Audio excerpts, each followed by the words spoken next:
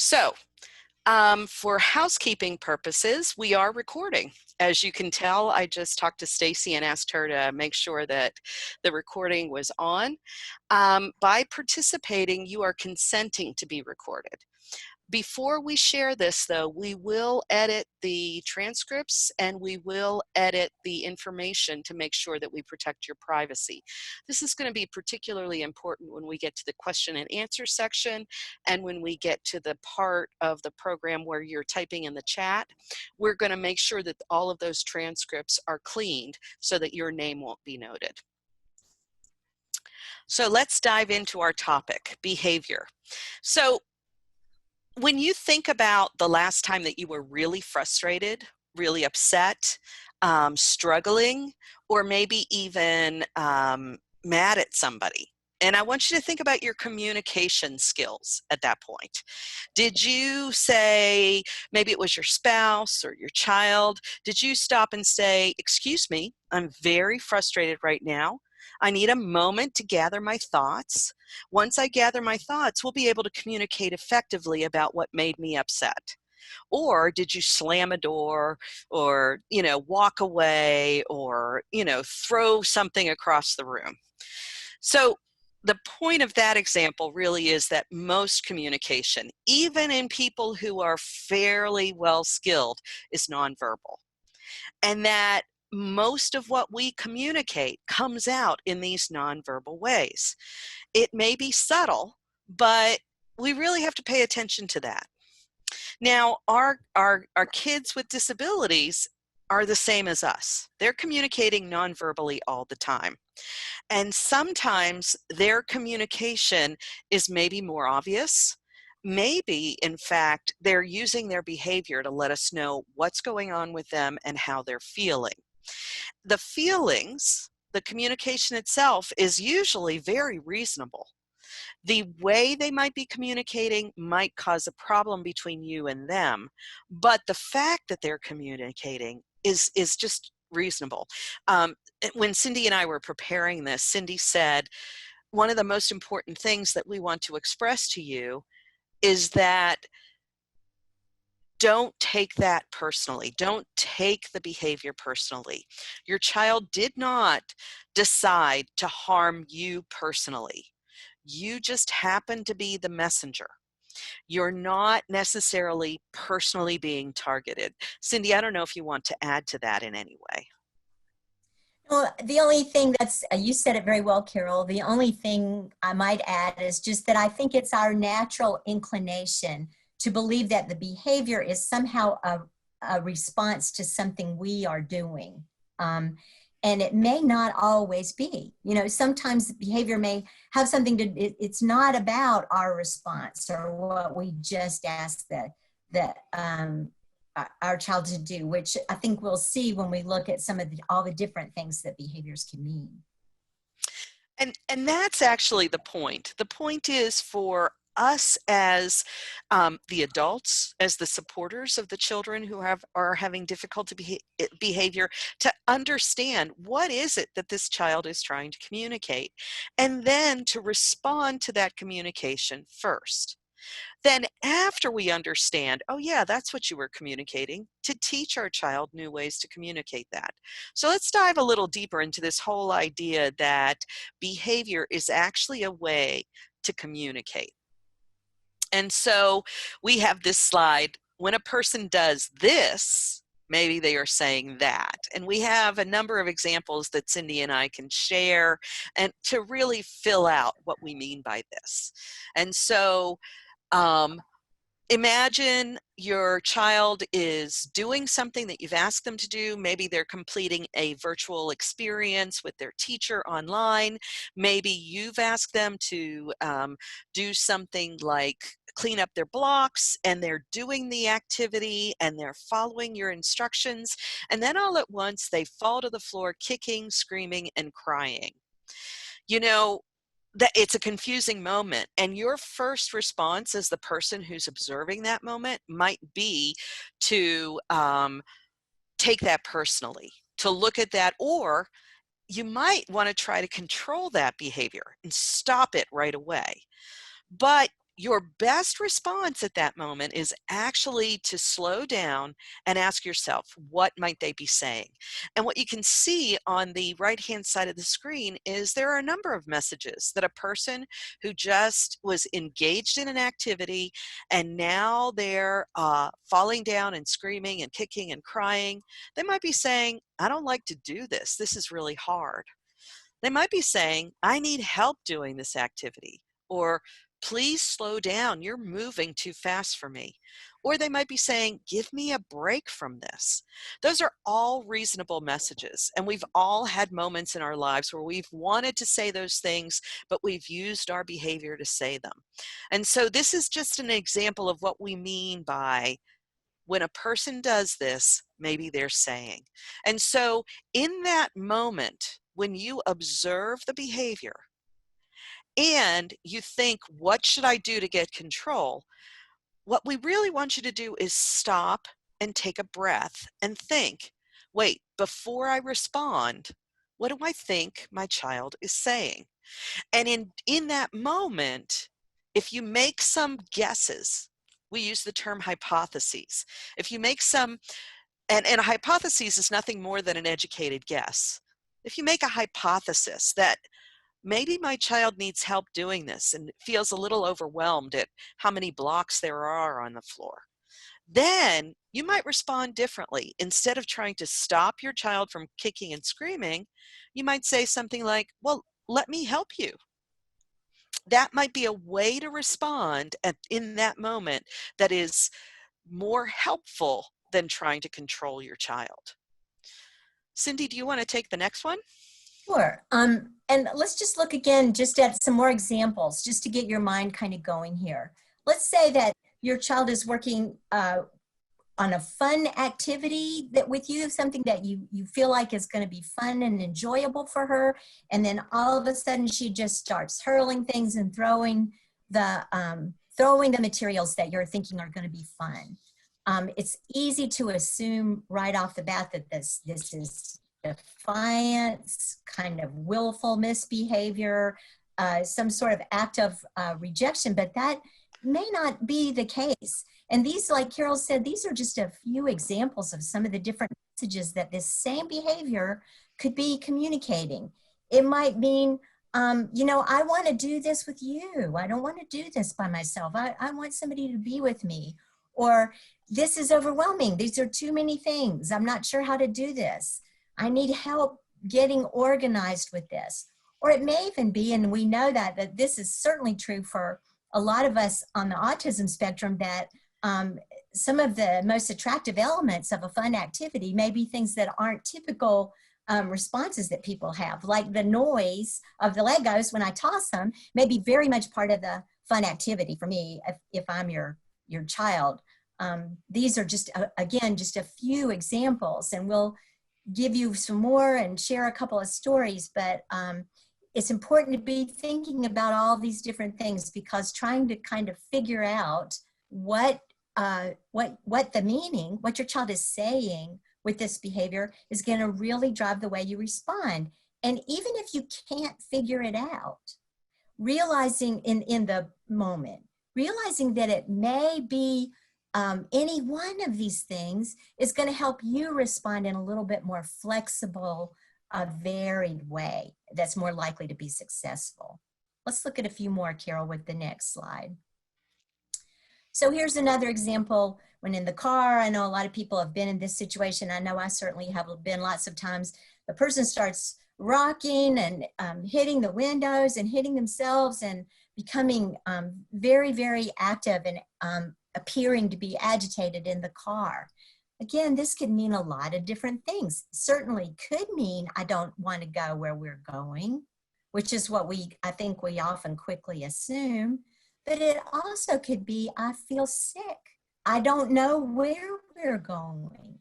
I've been sitting here, I don't know how long this is going to last. I think that happens with a lot of people. They're just not sure that are we going to be there in 2 minutes? Is it going to be 3 hours from now? The person has no sense of when we're going to be there. So these are just a few more examples. And before we move on, I'd like to tell you just a fast little story that I think throws even one more element in it. We're talking about people who don't use words typically to communicate, but a lot of folks use a few words.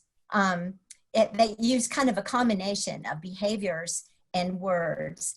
But sometimes for kids on the autism spectrum, you can't always assume that the words that they're saying are exactly what communicating what you might think they're communicating with the words. And so let me give you an example from a family that are friends of mine.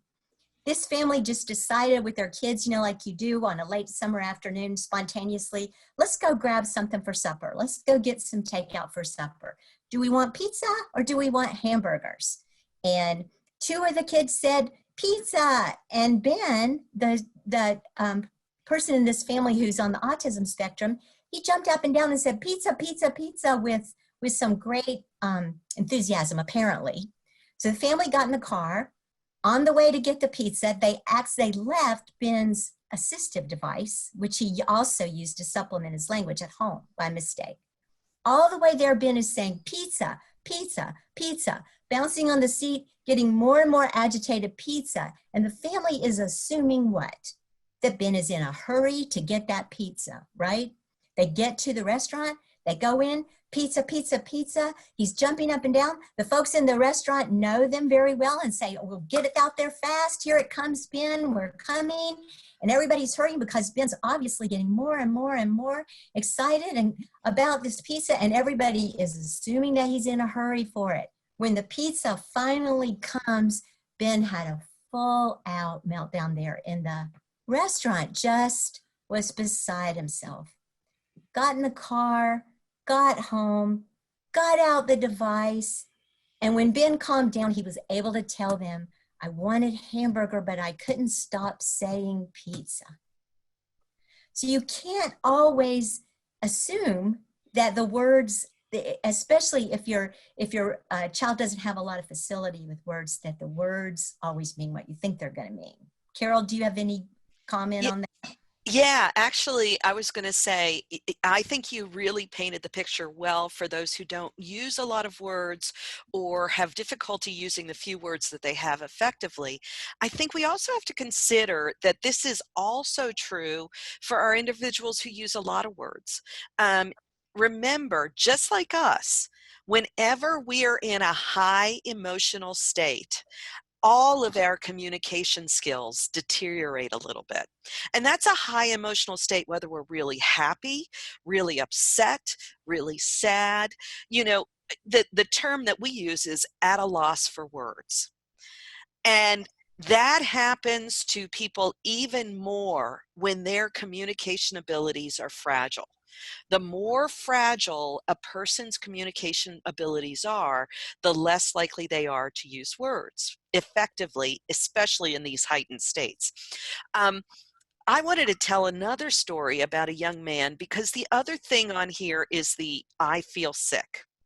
We can't ever forget that there is a connection between not feeling well and behavior, especially again for people who don't use a lot of words.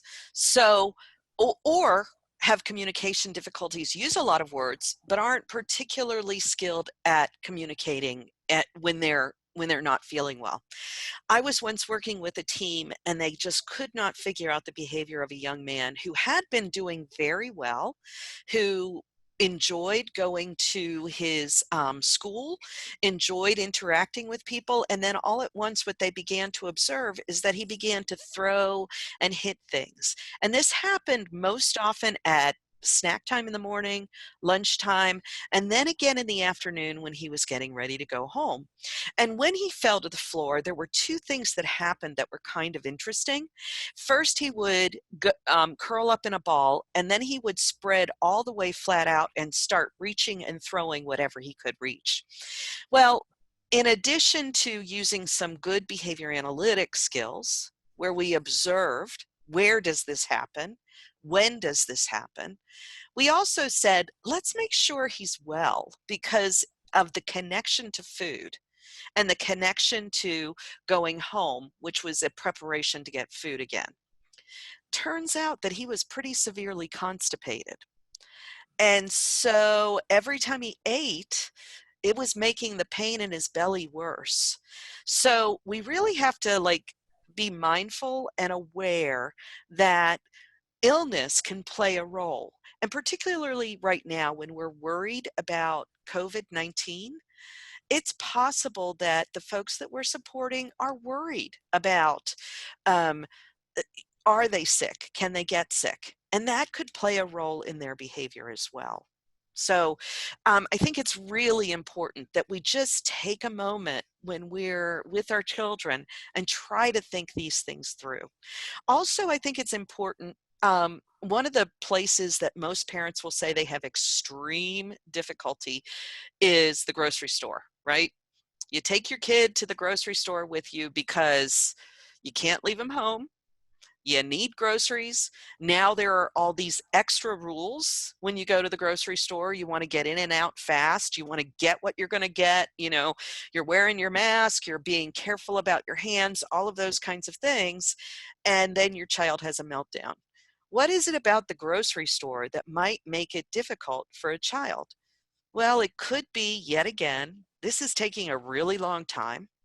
I see all these things that I want, and you're not stopping long enough for me to tell you that I want them. I um, I don't know how long. We're just going up and down these aisles, and from my perspective as a kid, this might be the rest of my life, where I just wander around this maze of stuff that I don't understand. And so there are really predictable times when we can begin to understand that a child might be communicating to us. Cindy, anything else you want to add? I don't think so. Those are great, great, great points. Okay, so this is just the simple process that you can use to kind of try to better understand what some of these behaviors might mean. And it's simple, but my goodness, I've done this for 43 years. I don't know anything more effective than this little process for getting started with understanding. The first thing is step back and really look at the behavior, as Carol said, without taking it personally, and try to stop and think about it, what it might mean.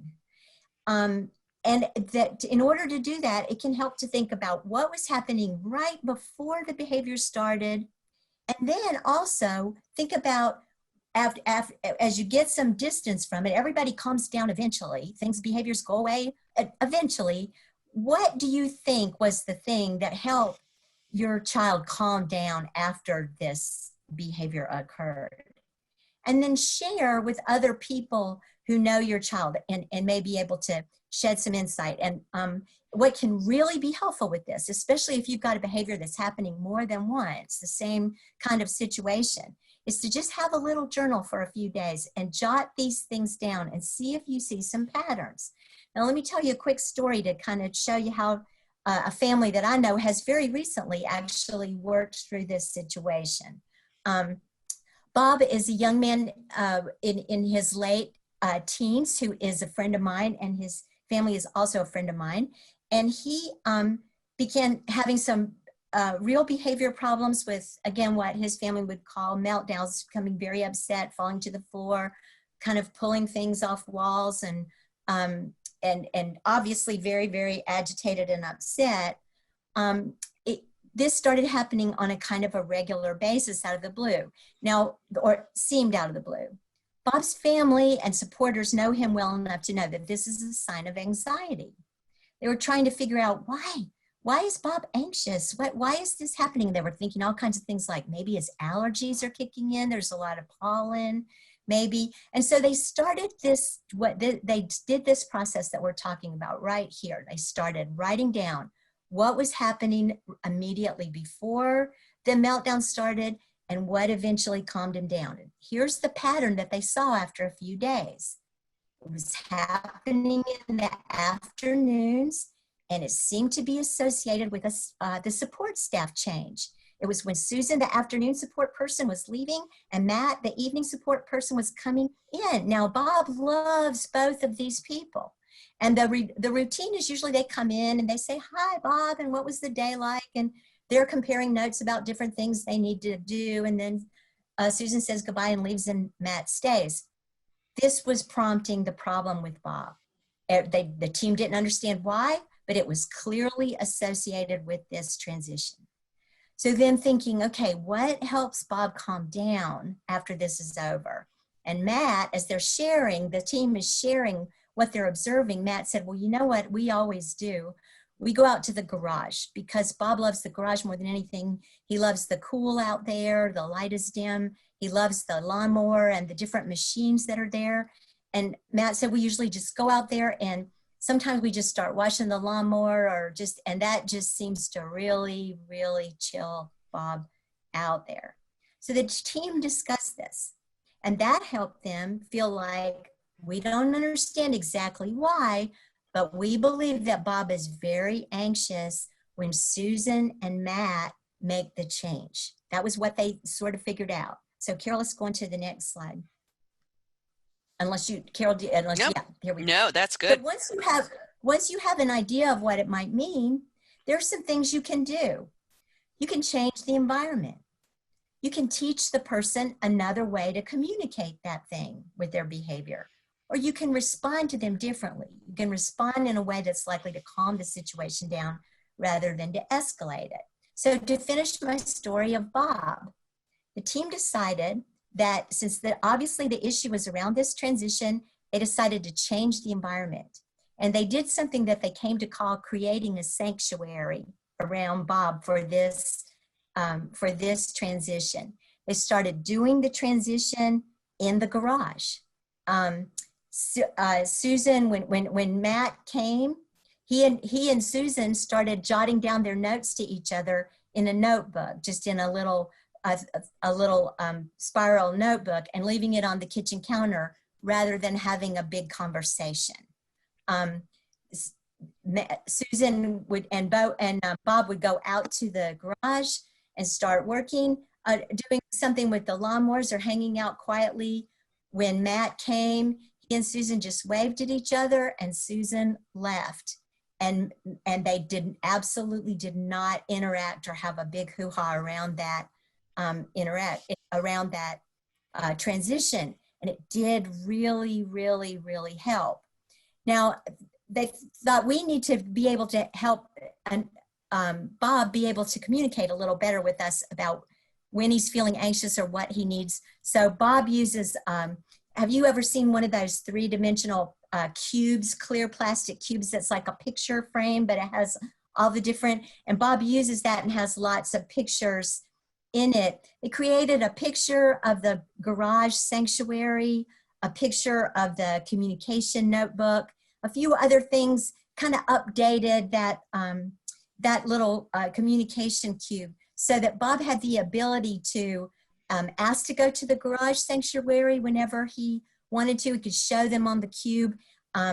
Susan got more careful about showing Bob that it was almost time for Matt to come and giving him a little bit more heads up when they went out to the garage to get ready for the transition. And Bob really started enjoying actually being responsible for having the notebook and handing it off to Matt when Matt would come that had all the details of what they had done that morning. And when things still got out of hand and Bob continued to be, had difficulty with anxiety despite these changes, the team could respond to him a little differently. They decided, how can we respond in a way that's going to be more likely to calm him down based on our notes and what we know?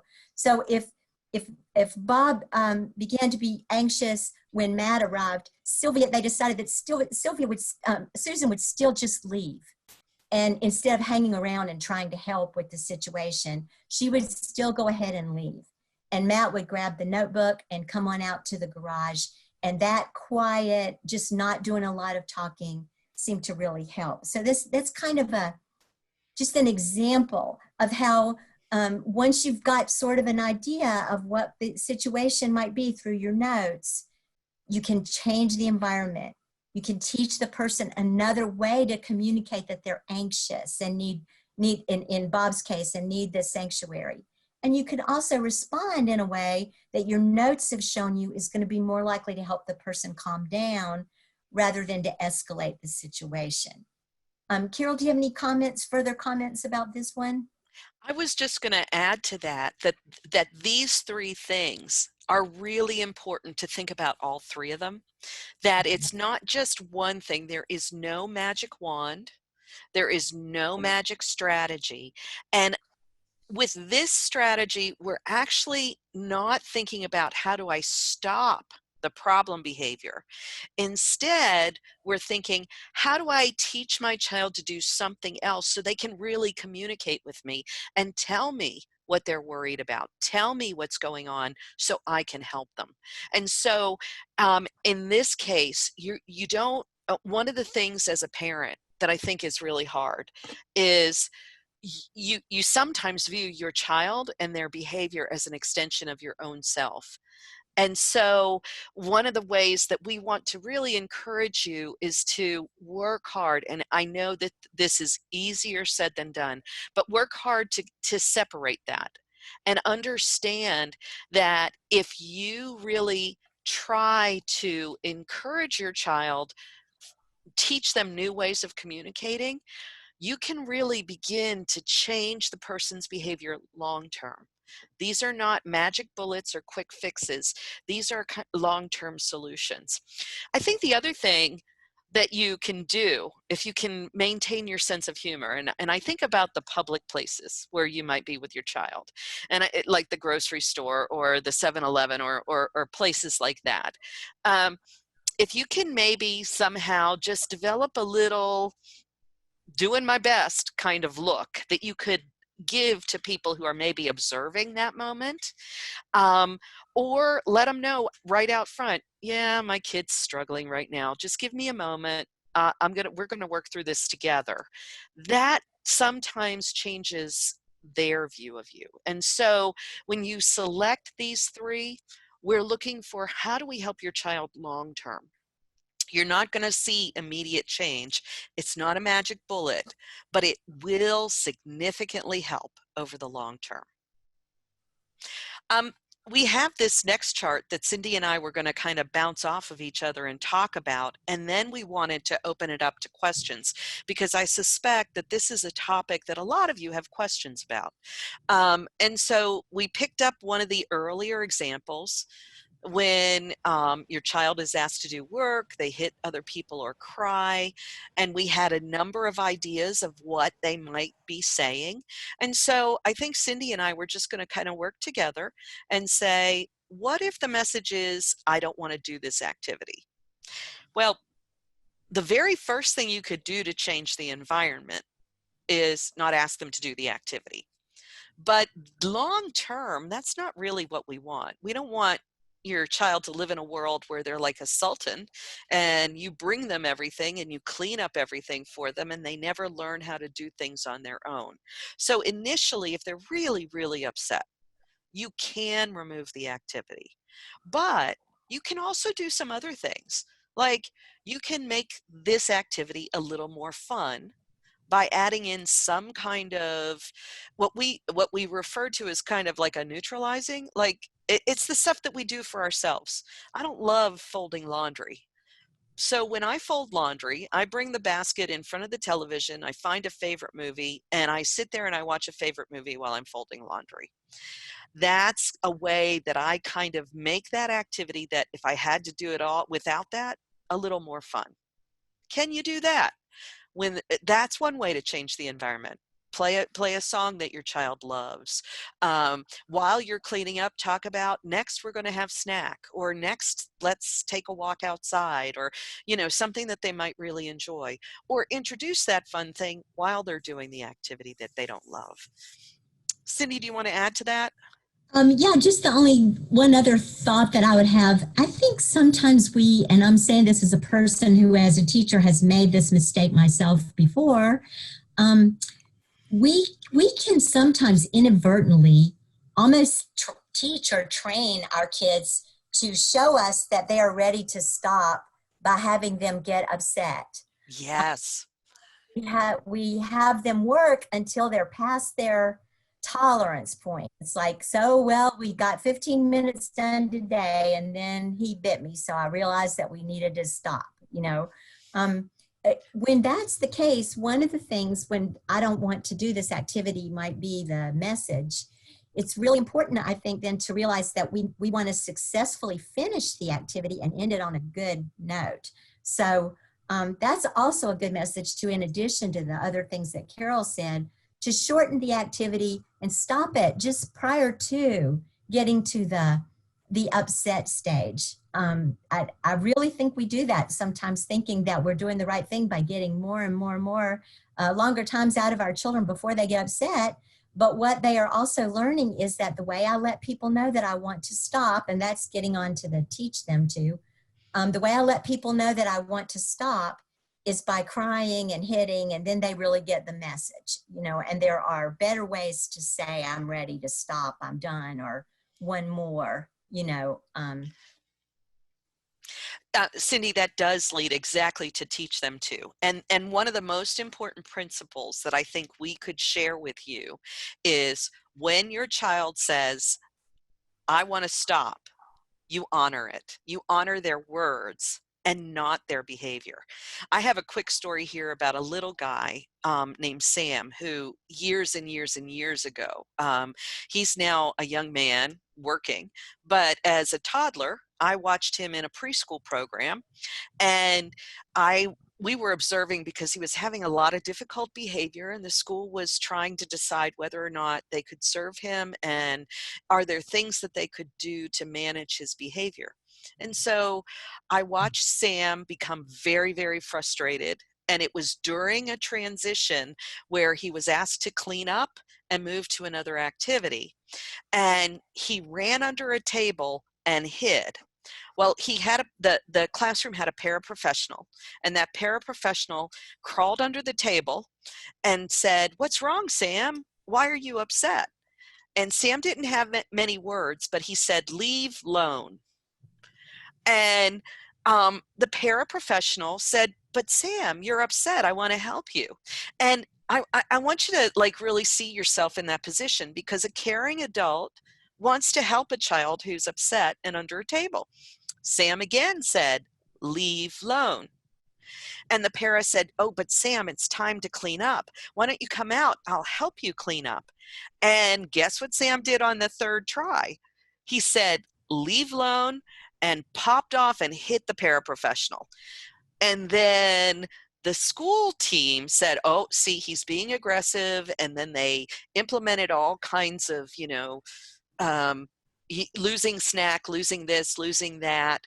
When I leaned to his mom and I said, he said, "Leave him alone" 3 times.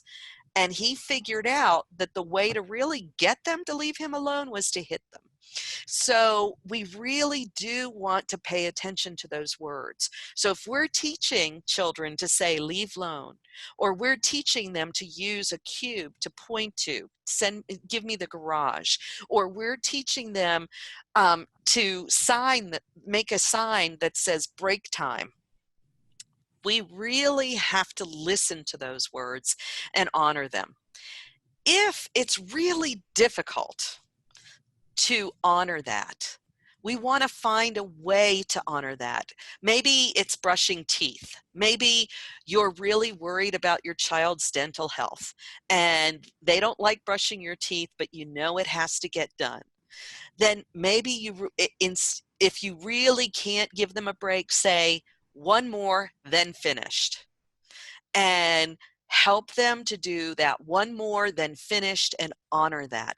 It's one of the hardest things for us as adults to do, is to really honor what our children tell us.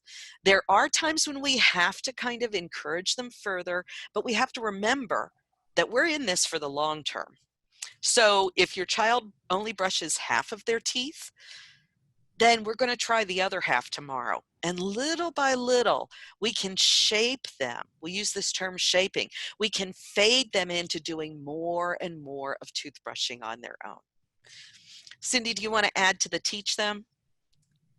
I'm not thinking of anything at the moment, Carol, but as we're chatting, as we're talking with people, if I do, I'll pipe up. Okay, good. Basically, our message about teach them to is teach them to find another way to say what they're saying with their behavior.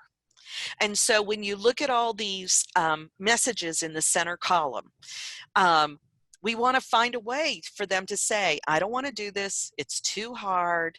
And it might not be with words. It might be with a picture. It might be with a sign, using sign language. It might be with a look that you've taught them, or a subtle symbol like where they've touched the side of their nose or something.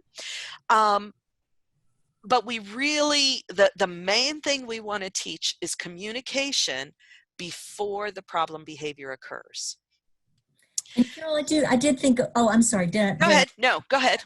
I did think of one other thought that goes with the teach them kind of, and it's like, Carol, you saying that we're in this for the long haul is what made me think of it. I'm thinking of, asking for and taking the little break is such an important skill. It doesn't have to be a long break. The activity doesn't have to end, but being able to ask for a break is so important. And as Carol said with her analogy with the toothbrushing, just realizing that when the first thing I might be teaching my child to do is show me the break card. I need a break. And that's my first goal. And when he shows me that break card, we are going to honor it. We are going to take a short break immediately because that break card is powerful. I want him to believe that that break card is powerful. Once that becomes well established, you can gradually shape, as Carol said, that into a little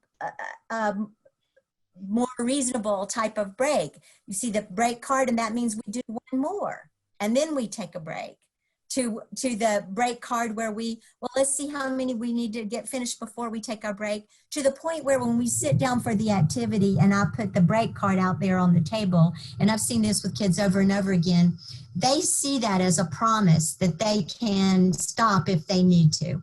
And for a lot of kids, once they really believe that and they understand that, they are able to work longer because they're not constantly feeling like they've got to negotiate with you for a break and convince them that they're going to need a break. That is such an important message, Cindy, the whole issue of trust. I very often use this example. Imagine that you are doing the thing that you loved most in the world. Whatever hobby it is, if you're a knitter, if you, like me, love to watch old movies, if whatever your hobby is, imagine you're doing it and someone came over and said, put that away, you're never going to do it again in your life. Would you be upset? Yeah, you might be. Imagine the opposite. Maybe I take you to the dentist, put you in the chair, we strap the little paper towel around your neck and say, have a good life.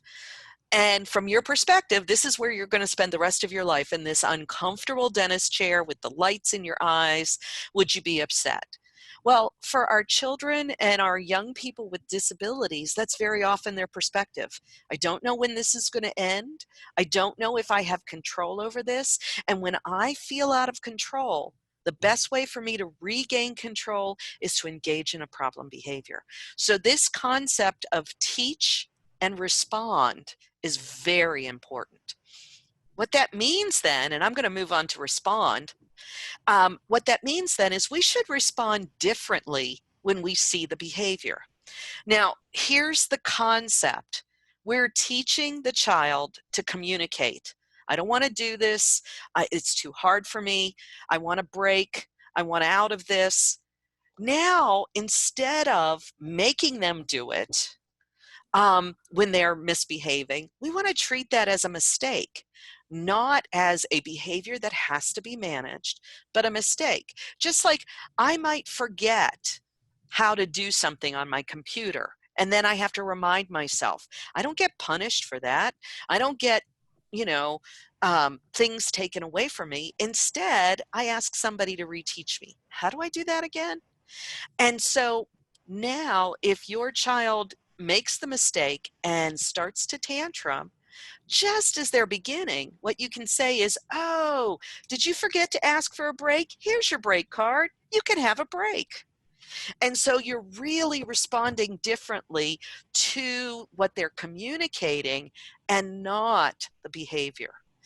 There is no magic bullet to remove behavior. If there was, psychologists across this country would be billionaires. We wouldn't have to go to marriage counseling or get help in any other way. But instead, we have to make small changes that result in long-term change.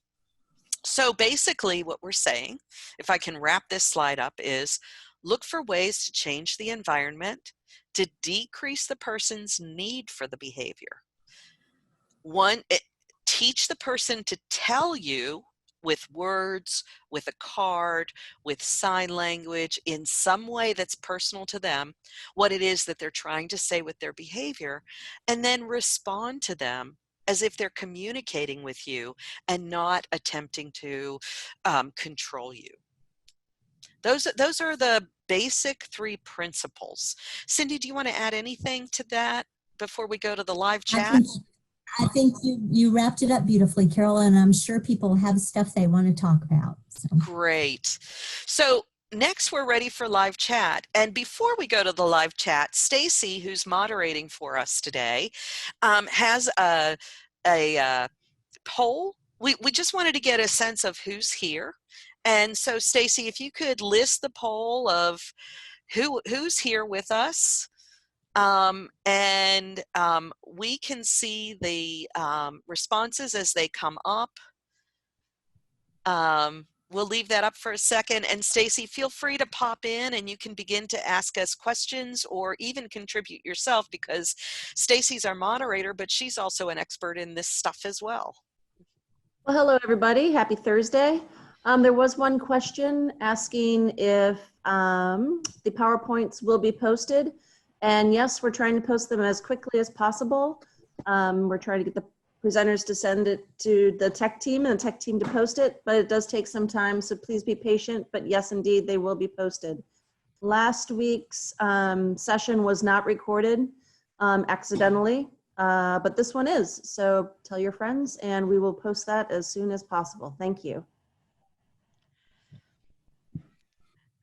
And if you have any questions, again, we will do our best to keep your information private, so you can type your questions into the chat box and Stacy will read them out to us, and we'll be happy to, between the 3 of us, put our brains together and see if we can help you out in any ways. Well, so far there's no questions. Cindy and Carol, you did an amazing job, so all questions answered. Fantastic. Well, I see a lot of you are service providers, and I know that as a service provider, it's sometimes really hard to talk with families about how to help them with their child's behavior. And so one of the reasons that we've been doing these sessions is really to assist service providers in thinking of new ways to communicate with families. And I think if we begin to learn to leave our jargon behind, but get to the real meat of it, sometimes that helps as well. So if there's service providers who have like particular questions around how do I communicate with a parent, or how do I help a parent understand, one of the things that I sometimes lament in our system is that we don't have a more, what's the word I'm looking for? Meaningful way to collaborate with parents around their challenges. I think if we were to really to ask parents, what are the things that you really need help with, especially when you have a child with a disability? It's the regular stuff. You know, I want to be able to go to the grocery store. I want my child to be able to have friends over. I want to be able to sleep through the night. And so it's all of those behaviors. And sometimes we forget that as professionals. How do we help our kids with those everyday things? Cindy, do you have anything to add in there? No, I don't think so. I was just noticing that we have a question here too. Oh, good. So, sorry. Go, Stacey. Can you give insight about how to handle a higher functioning autistic child who refuses to do schoolwork? Great question. It is a great question. And Carol, I'll start that one off and then let yes. you. That's okay. I think especially in this time of distance learning, where kids are working, especially often with packets or with,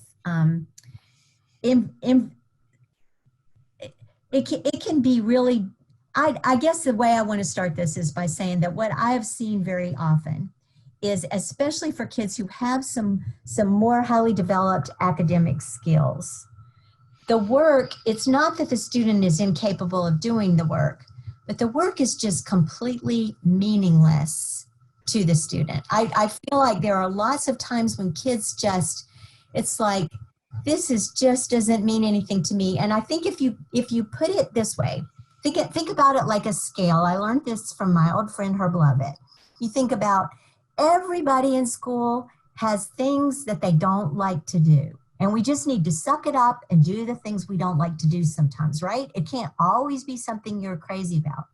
But for most kids, the things they don't care anything about in school or that don't mean very much to them are balanced by things that they do care about and that do mean something to them, like social relationships or special kinds of academic work that they feel especially good at, or is some kids even just the being able to visit with their friends in between and play outside is in between activities is reinforcing enough that it kind of balances the good with the bad.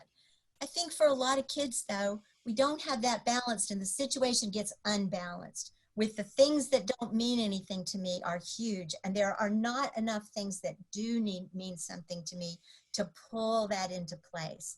So I don't want you to think as a teacher that you are spoiling the kid or somehow doing something that is not in their best interest, to try to provide a little extra motivation there to help that work be meaningful.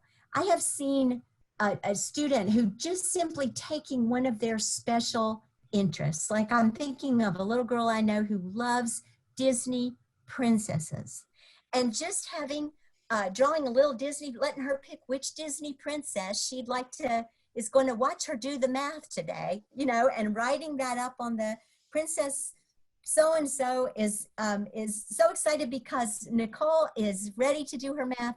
Just that little thing helps her so much with getting through a page of math problems. Or for some kids, working on a computer screen is so much more, it's just such a more effective way of learning for them than the paper and pencil type tasks.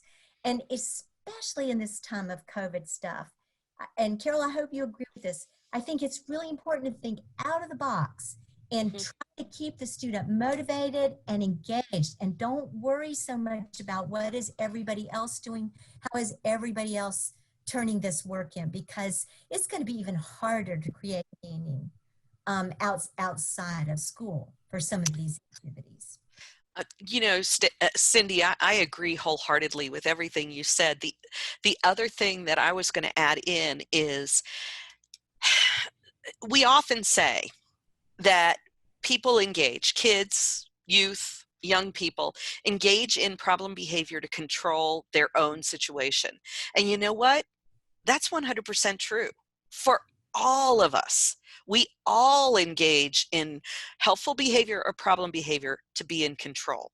And so the degree to which, particularly for an academically able, but maybe somewhat challenging child, the best way to engage them in their work is to give them more control over it. So one of the things that I did with a young man who was very bright, who struggled with getting his work done, was I gave him a choice of how many minutes he was going to do something. You know, it's time to do your math. Do you want to do it for 9 minutes, 10 minutes, or 11 minutes? And yet again, I honored that. Now, for my part, as the teacher, it didn't matter whether it was 9 minutes or 11 minutes, but for him to be able to say, I'm going to do this 9 minutes and then stop. And that was 1000% honored. That was powerful for him. It was a really simple thing, and it made it so much easier to do. And then, okay, you did it for 9 minutes. Now you get 5 minutes of what you want to do. And then we're going to come back and you're going to choose again. How many minutes are you going to do this? That kind of giving that person more control really helps. And ultimately, I want you to think about this. That's what we want our kids to be able to do, is set their own schedules and control their workload so that they can accomplish their tasks and have time to do the things that they want to do. That's an adult life skill. And so that also really helps with those academically able students. And, you know, Cindy, I want to tell one more story if I can. Hopefully it won't take too much time. And Stacy, if we have another question waiting, you can just, you know, flag me down and tell me to stop. We have two more. We have two more. Okay. Well, so really quickly, Yeah. I worked with a young man who was very bright, who was in the 4th grade, who was working on estimation. So 4th grade SOL, how do you estimate? And the problem that he was working on, it was a word problem. And it said, your house is about twice the height of a tree in your backyard. The tree is 13 feet. About how tall is your house? And he looked at the paper and he said, this is stupid, I'm not doing it. And the teacher began to engage in a little bit of a power struggle with him. And I stopped the teacher. I said, can I ask a question? And she said, sure, take him anywhere. And she really meant it, like anywhere. You know, North Carolina would be great if you had the time. She was really frustrated because she felt like he was always arguing with her.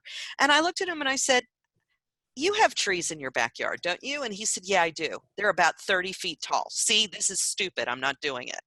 My house is not 60 feet tall. And so he was taking that very literally. And so I said, oh, they don't mean you actually have a tree in your backyard that's 30 feet tall. They mean to pretend. And he said, oh, okay, 30 feet. This house, it's not your house, it's somebody else's house. And so just helping him understand that this was not literal was an important aspect of helping him understand what was expected of him. Stacy, why don't you read some of the other questions? Mute. Unmute would be helpful. How do I help my child who is, oh boy. Oh, how do I respond to my child screaming, go away, I hate you, during a tantrum? My 6-year-old won't easily tell me what is wrong. He will yell and storm off. So the first thing that we're going to say is he's not actually meaning I hate you. He has learned that the best way to get you to go away is to use those words. And so the first thing you want to do, and this takes practice, is to not listen to his words, but to take a deep breath, to shore up your own confidence and say to yourself, he really doesn't hate me. He just is really anxious to tell me something very important. And keep your head focused on that. And I know that's the hardest part of this. As a parent myself, it would be like a knife through my heart, and it has been a knife through my heart to hear my child say, I hate you. But in fact, if I can take a deep breath, feel my feet, literally feel my feet under me, and say, that's not what you're trying to say. You're trying to tell me something else. Then you can begin to think and problem solve.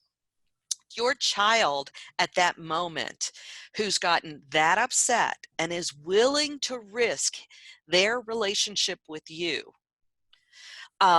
is probably not ready to really process. So you may have to give them a little bit of space to calm themselves down.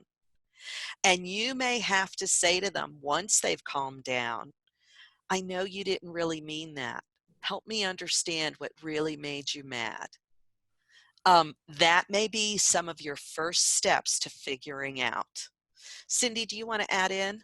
Yeah, I mean, just one thing to think about, just to piggyback a little bit on what Carol already said.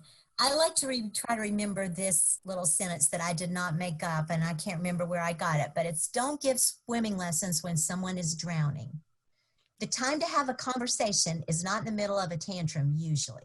That's a good time. That's a good time. By that point, things are too escalated. Your child's too upset. It's like Carol said, the processing is kind of not there. And sometimes what you have to do at those times is just be quiet, watch for things to start to calm down a little bit, reinforce your child for calming down. Whew, let's take a deep breath. Let's get a sip of water. Oh, we were really upset there, weren't we? Let's, just to calm it down and then talk, like Carol said, then talk about what was wrong. I know you didn't mean you hated me. Can you tell me later? And the only other point I'd make about that, because I know we have another question, is this is a great scenario for using the little process that Carol and I just told you about.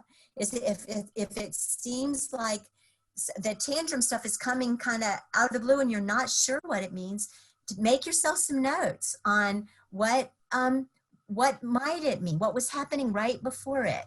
And then after your child calms down, what did eventually help her calm down? Right. That might help. And make notes of that for over time a little bit and see if you see a pattern. The most important thing that we want to tell you is your child doesn't hate you. Your child Yes. hates the moment that they're in, and you happen to be there with her in that moment. Hey, that's great, guys. One last question here. How can I encourage my young adult who is in a program, interest him in what they are working on, given it's been over 2 months since he's been able to attend? This is the biggest deal. So individuals, your young adult has been out of their program for 2 months, and now they're trying, and so they've developed a number of habits at home that are really comfortable, like I don't have to get dressed until until noon. I can eat whatever I want, and now I'm going back into structure. The first thing that I would say is take it slow. I would not really worry too much if I got a half day in. And I know that that sounds tough, because if you're a parent and you're looking to go to work, you might feel that pressure. But I would also encourage the staff to not start the day off with the highest level of structure. I would take it a little slow, and let's ease into the day. Let's add some more comfort time, some more time when we're just kind of getting to know each other again and building rapport, but also that we're doing things that we like together. I think I would start with a lot of positive time and a little bit of demand time. And then gradually, yet again, I would work on that shaping. Remember, when we talk about shaping, we're talking about very gradually making small changes so that the person becomes more and more adept. If I can add a story here. I worked with a young man who was in his late teens, early 20s, learning to work. And we knew that it was going to be really hard to ask him for things to do. And so we used this technique that we call backward chaining. Eventually, we wanted him to learn to work at a gym, a workout place. But he loved to swim.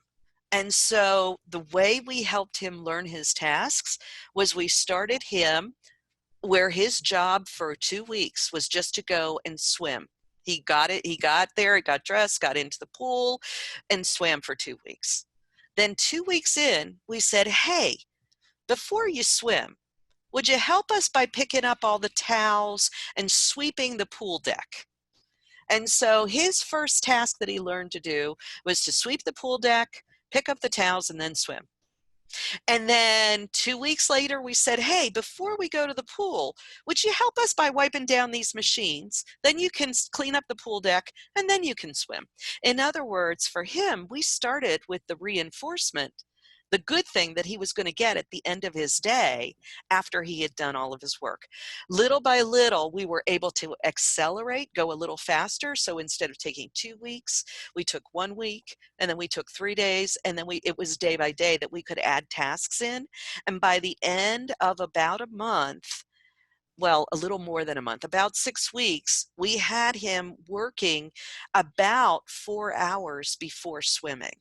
just little by little backing him into those tasks. And so that's something else that it would suggest for people who are going back into structure, is start with the fun part and then back your way into the work.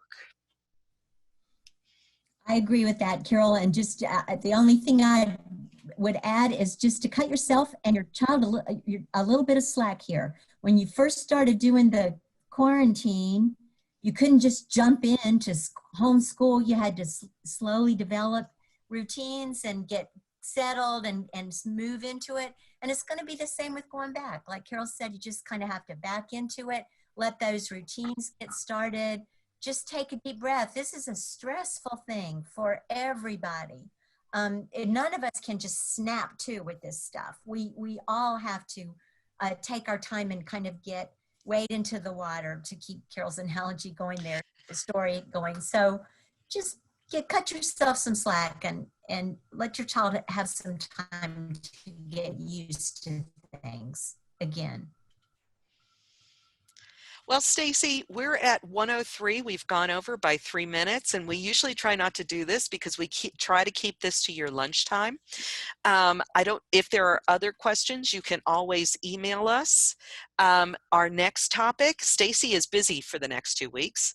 Our next 2 topics are fostering interests to increase motivation, friendship, and employment opportunities. And that's going to be Stacy and our good colleague, Teresa. And then the week after that is Stacy and Josh yet again. And it has to do with organizing, paying attention, and completing tasks. Thank you so much for joining us. And as always, you can register at our website, but you can also email us at autismcenter@vcu.edu. Thank you again for joining us. Thank you. Bye. Thanks, everyone.